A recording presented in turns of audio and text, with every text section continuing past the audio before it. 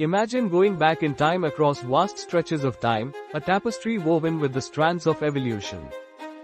An important turning point in evolution occurred when primates first appeared 85 million years ago. From this ancient lineage, the hominidae, or hominids, developed to produce apes like orangutans, our distant cousins.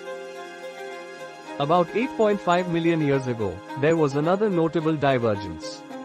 Our immediate ancestry, the hominin subfamily, split out from the Gorolini, the gorilla's forebears. Around 7.5 million years ago, a million years later, the course changed once more, dividing chimpanzees from early humans. Like chapters in an epic saga, the story of humanity develops in phases. The first are the mysterious ancestors of our lineage, Ardipithecus and Sahelanthropus, who lived up to 7 million years ago. Then came Australopithecus, a more well-known character in our evolutionary past, 4 million years ago.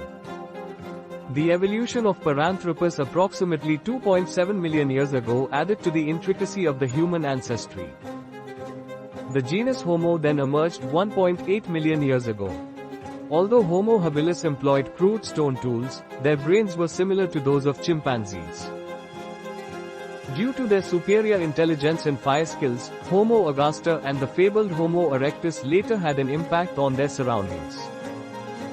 Our own species, Homo sapiens, evolved between 150 and 200,000 years ago after Homo heidelbergensis appeared approximately 800,000 years ago. With their powerful bodies and bigger brains, the Neanderthals split off from Homo neanderthalensis between 600 and 700,000 years ago. They finally went extinct, maybe as a result of a lack of social cooperation, but we interbred with them. Although archaeology provides a clear picture of what occurred and when, the hows and whys are still unknown. The heredity hypothesis states that when savannas grew and climates shifted, our ancestors had to adjust. According to the savanna hypothesis, they were compelled to walk upright and abandon the trees due to the wide grasslands. For our forefathers, what did this change, this sinking to the soil, mean? Bipedalism allowed them to move quickly, see the entire terrain, and, most importantly, free up their hands for weapons and tools. But there was a price for it. Their backs and legs were impacted by skeletal changes. Childbirth became more challenging as a result of the pelvic constriction.